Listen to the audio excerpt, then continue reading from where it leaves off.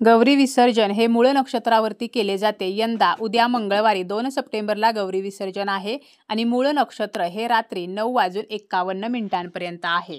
तर आपण दिवसभरामध्ये गौरी विसर्जन करू शकतो. फक्त भर दुपारी आपल्याला गौरी विसर्जन करणे टाळायचे आहे.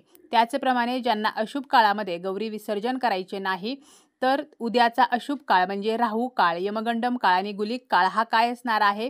राहू काळ हा दुपारी 3:43 पासून सायंकाळी 5:16 आहे. त्यामुळे या वेळेमध्ये गौरी विसर्जन टाळावे.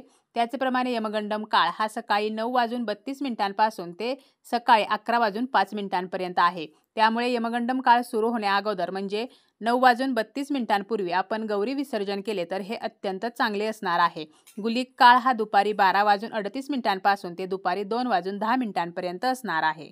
अशुभ काळ वगळता अत्यंत शुभ मुहूर्त स्क्रीनवरती दिलेले आहेत.